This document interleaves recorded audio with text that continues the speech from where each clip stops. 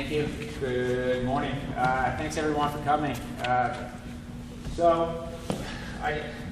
We were asked to speak about our school, which over the course of the last 10 to 15 years, we've been doing some really kind of interesting things that myself, Arthur, and a group of teachers and some students have started over the last few years. So, oh, sorry. St. Mary's Bay Academy School in 2002. The property is situated on about 80 acres of land, including fields, woodlot, soccer fields. Woodlot activity started around 2010 with the O2 class, a new program that was created. Mr. Hatt started that, and we started with him finding boundary lines and kind of starting some trails in the woods. Outdoor education started shortly thereafter with myself taking students out in the woods, and that was a really great opportunity, realizing that we had 80 acres of land for us to work with. I spent my childhood in Lower Sackville looking for, I guess, the last wild places as the city built up and around it, and every shortcut went through the woods or the stream or a river or something else. So this was really great to find a job and land here where we had all of that stuff to do with students and to look forward to, I guess, finding activities that we can get students out in the woods and engaged in forests and woodlots. So incremental steps. When we got a plan together after a hiatus, after there was a little break, and I guess in just getting into the woods, and we had to work through a process. We received collaborative learning time from the Tri-County Center of Education, which was frequent afternoons to plan and work together. And this was really, really big for us because we got a good core group of teachers together that got a plan and decided to use our woodlot for teaching and educational purposes across the curriculum. Grades 7 to 12 go to school here, and slowly and surely we're having students from every grade level, every class, finding their way out and venturing out into the woodlands more and more over the years that we established these programs. We joined Health Promoting Schools shortly thereafter, and that's a program that runs through Tri-County Regional Center of Education, and we decided that we are going to tie force into our overall healthy planning for the school. And that was going to be the thrust with Health Promoting Schools. Some schools focus on the indoor. We wanted to focus on the outdoor because Weymouth and students that we teach, that we represent, are outdoor students, and we wanted to get out in the forest and out in the woods. So at the same time, we began an initiative to increase outside engagement with different agencies and different groups to come into the school and partner with us and help us with the expertise that we need to get this project moving forward. So the woodlot has become a really big focus of not just teaching, but actually the health and well-being of our students here at the school, which is kind of unique across the province. So today, our forest-based activities are part of our long-term school planning. Our long-term planning for health and well-being are integrated into our school curriculum. Everything from, we have a teacher that's run calculus activities out in the woodland, to our O2 classes, to forestry management, which Arthur's going to talk about later on. And we began to offer that class in 2020-2021 school year. We found this remnant class that was on the books, and we got it here and started teaching, and it's been very, very successful, as you'll be able to see with some of the activities that we're doing out in the woodland. Should have math on there: forestry, science, social studies, physical education, technology, the arts, O2. Mr. Hatt's Math at Work class does a lot of activities out there. We are trying to fully integrate forest into our woodlot, into our curriculum. Sorry, I get a little nervous speaking in front of the groups. Never did I think this is what I was going to be doing 17 years after graduating from Teachers College. Not that if I had projected my career ahead, I did not think I'd be speaking at a conference talking about forests and spending sometimes 3 hours a day outside in the woods with my students. So students have taken a lead role contributing to the woodlot development process. Everything from when we were looking at a sawmill, which landed here right when COVID shut us down. For the first part, trail development, they've been engaged in mapping out our trail system, finding the trails, and actually creating and working on the trails, all with in the back of our mind, how can we get more people out in the forest. Woodlot management projects, forestry and outdoor education. You can see this nice trail with wood chips on it. My grade 9 class last year realized that we were struggling with some access into the forest, and we're going to have individuals from the community and students come through that we wanted to ensure did not miss out on getting out into our woodlot. So that was really important to them. This left a lasting legacy. Everywhere we go out in our woodlot, there is a great group, a cohort of students that have contributed and can come back in 20 years and say, that was us. So for us, that's really good.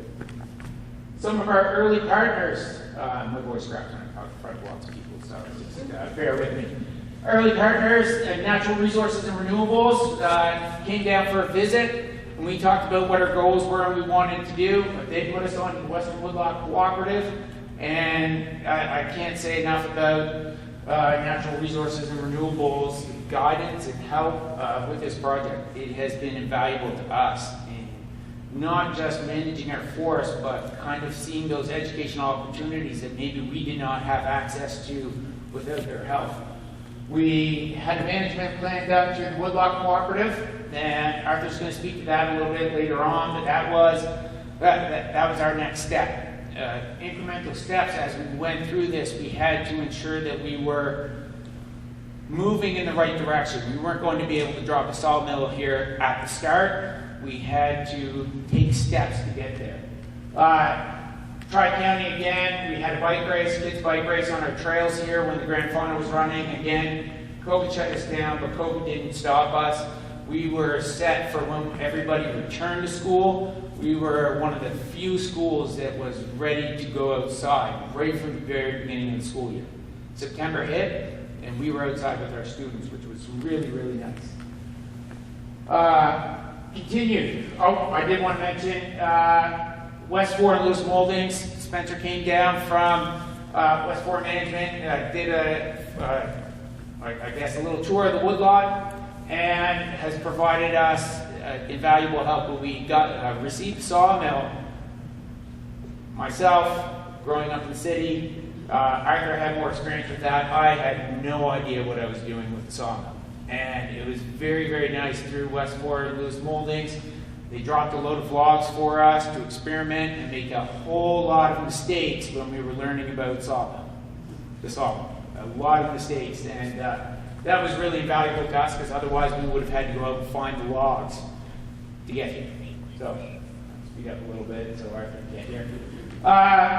Continued. Natural Resources and Renewables have created key infrastructure.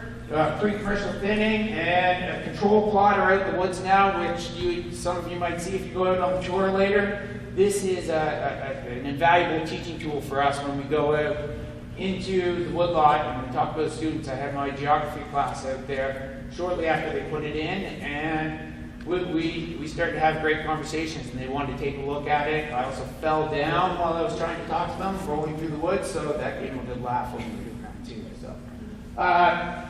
West 4 and Lewis Molding, our administration over the years has been super with support for our school. And every administrator that we've had has, believed in our projects. And when our current principal, Mr. Collins, had some logs to donate, we contacted West 4 and Lewis Moldings, and they went and picked them up for us and delivered them out to the school, which is a huge benefit to us to have those donations come into the school. And again, Weymouth Food Bank, we deliver, clients come in and pick up firewood at times, and we donate that because we have a lot of byproducts in slab wood, and it gets jumped up, and we try and get it into the hands of people that need it, especially in the winter time. And Arthur is going to start to talk. So he's going to talk about the forestry management class. Sorry, I sped a little too fast. No, you're great. There you go. That one, yeah. As long as I don't mess this up. Listen, I really enjoyed the front half of your presentation until you kept saying, Arthur's going to talk about that more. Anyway, I'm here to talk a little bit about what I do here in the building. So forestry management in 11 and 12 is one of two of the courses that I teach. So we started with the grade 11 as we see here, and then we added grade 12 this year. Just a little bit about the key themes or some of the outcomes for the courses that we have here. So provide experiences and learning opportunities related to silviculture and forest management. That would be the overall theme of both of those courses. And create awareness that so many people come in and they think forestry in a very narrow vision. So we give the students an opportunity and let them become aware of all the other careers that stem from the forestry sector. And I have some of them up here, which, people are not aware of these until they need a path, they need a way to explore all these things, and that's what we're hoping to do for them. So, practical roles, managing the woodlands, tree planting, conservation work as a forest ranger, scientist, pest control, and we have the nice setup over here. So I want to visit that myself in a few minutes. And we monitor the pests, diseases, craftspeople turning into wood, and I think we have a craft here today that a local craftsperson has donated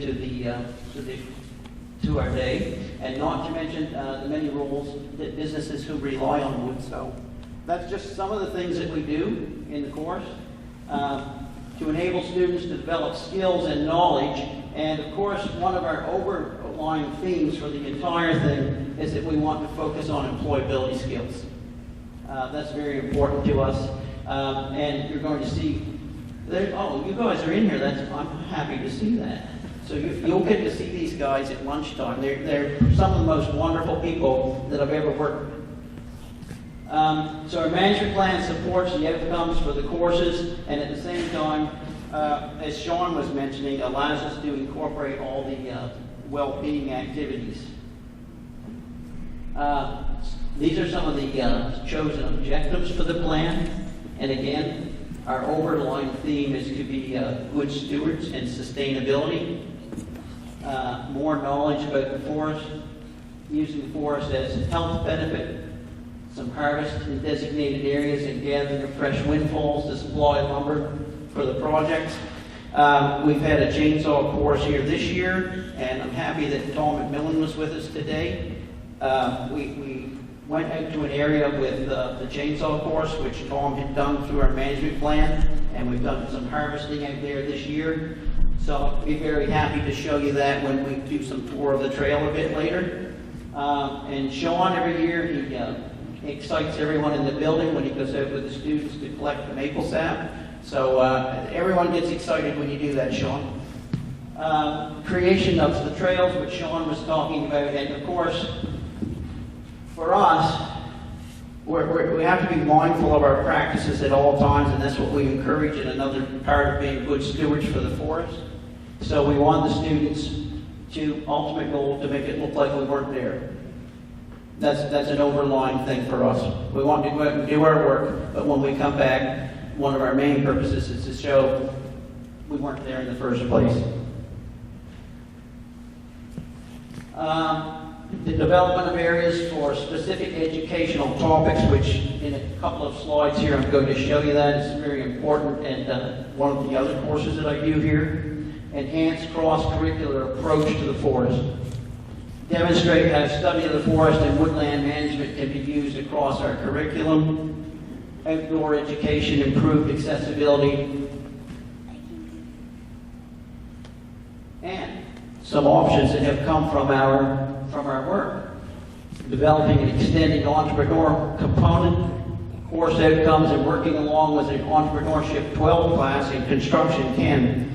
And I was very excited this year because some of the members from the entrepreneurial class in our school had not done outside activities before, so our teacher from entrepreneurship was able to take them out to the mill, and I'm very fortunate. Again, it's the same gentlemen that are over here on the bench, and I'd like to call them our local experts now, and I think probably for the first time for the entrepreneurship class, it was a very exciting moment because they saw the potential of what forestry can do, the results of our land management here, and some of the products that we can get from that.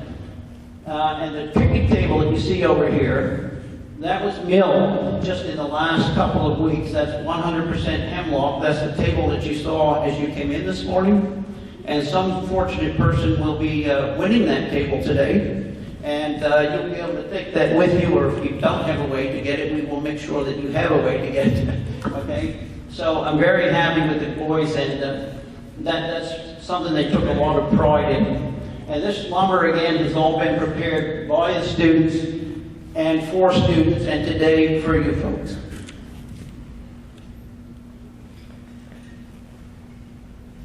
A little bit more about the outcomes for the course. Students are able to feel a sense of community, sharing the fruits of our labor with other schools and with local community. Some of the things we've done, we've made the Gaga Arena, and if you don't know what that is, don't feel bad because I didn't have a clue until Sean explained it to me and I still don't understand the rules. Okay? Okay, and we've done the picnic tables, we've done benches, we've done garden boxes, and completed some repairs around the school. I like to think that we've been blessed here. I came here, I think, 15, 16 years ago, and one of the first things I said when Doris, everyone knows Doris Saban, I think she was our first principal here, and I said to Doris, does anyone ever go in the forest?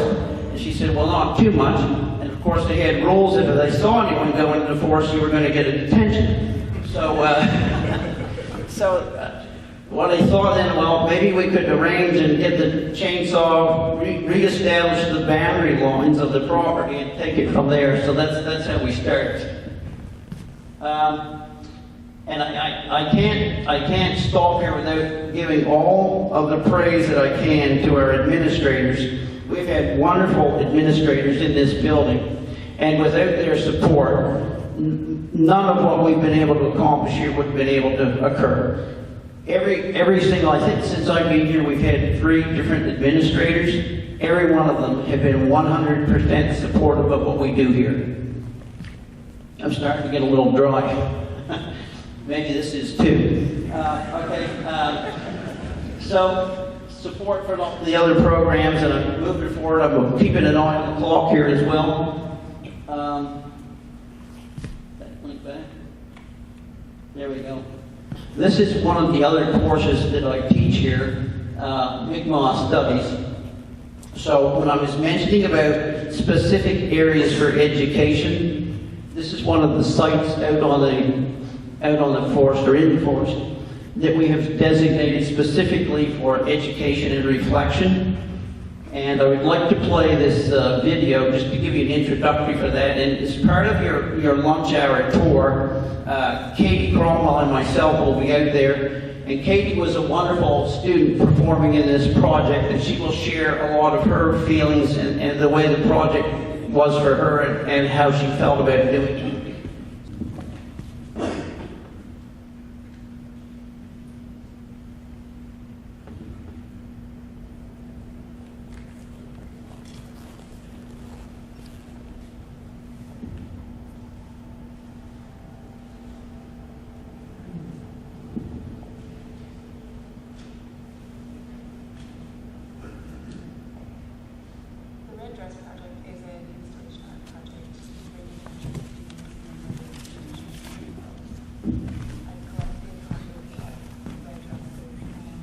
Them empty in public spaces. So people are confronted with the violence, both the violence that women are experiencing, but also the presence and power of Indigenous women. You know, people will come at the installation from different perspectives and different levels of knowledge, and some people have directly experienced losing a loved one. Others come to the exhibition and the work without any prior knowledge of what's going on and what kind of violence is being faced, or women are being faced by. So it just really offers an opportunity for all groups of people to come together to start having a dialogue and a conversation, and also for women and families and communities to have a space for their voices to be heard and their stories to be told.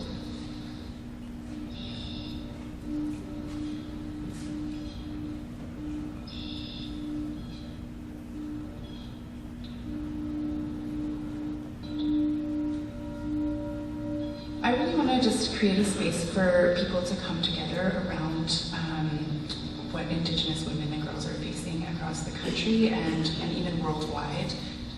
We're calling in the spirits of the women that are lost, and like their energy and their power is here with us right now, and it's here with me doing this work and speaking out about the violence. And they're watching, and and we're doing the work we're supposed to be doing.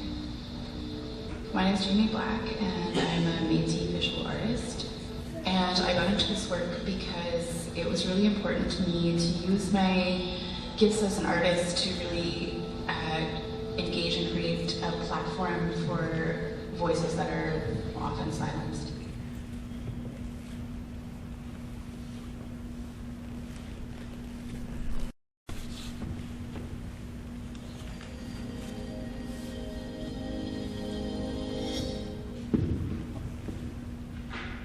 So, again, I do teach the Big Law Studies here, and that was a project that we introduced a couple years back. And as Jamie alluded to in her video, many people aren't aware of that particular topic. And I don't think many of my students had heard of this before.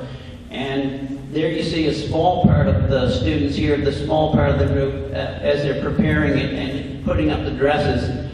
And I must say, and my teaching assistant, who unfortunately couldn't be here with us today, Mrs. Goddard, she said this was one of the most interesting and dedicated projects she'd ever see the students do. So we were very proud of all the work they've done in there, and I'm hoping that many of you will be able to join us at lunch hour and come out to our place of reflection. Our tribute to Jamie's work. And Sean, I think you're on.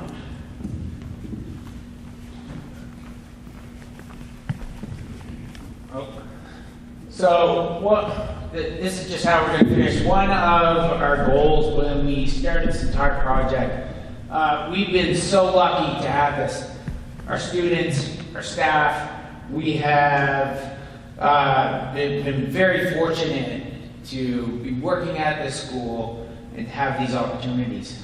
When we started this project, one of our goals was to take a log from the forest, bring it in with our students to the mill, convert it into products, and then, because we've been so fortunate, to give it to others, because we've been so lucky. So when COVID hit, we were very fortunate to get started with a load of logs through West 4, and that allowed us to provide, these are Gaga ball courts, and Gaga ball courts is basically you put a ball in and it's dodgeball for kids, and they get in there and try and, I don't know, Gaga ball, yeah, the kids up front are shaking their head like they know it, and they're very excited, and you'll see a quick video of one of our local schools. So we provided Gaga ball courts because we were so lucky to over 7 schools. But at the same time, when other schools were searching for ways to get outside, we built garden boxes and shipped them to other schools in the Tri-County Regional Center of Education. We built Gaga ball courts, we built picnic tables, we built benches, and because we were so fortunate, we delivered it to those schools, and we got them there so they could have greater access to getting outside, and that was really wonderful. So we're going to put on a video here in a second. This is our very first product from source in our forest, our school forest, and we've had a lot of steps along the way to the mill, to the finished product, and then into the hands of the kids that use it. And you will see their excitement. When we were setting it up, we were out at Digby Elementary by ourselves, and then next thing we knew, the recess bell rang, and we were swarmed by 50 to 60 kids just watching us put this Gaga ball court together. And it was the young elementary kids who didn't have one. They had one for the higher elementary kids out in front. And through some Prodino, my youngest son, he said, we don't have one and we need one, Dad. So we got a second one for Digby Elementary, and you'll see their excitement. They were so excited, and all their chanting, if you can't hear, is Gaga ball, Gaga ball. And they just want to get in there, and afterwards, 50 to 60 of them hopped in there when we were done, and they just started playing and running around. So if you click on this link here, that's a good story for us, from source to students at another school.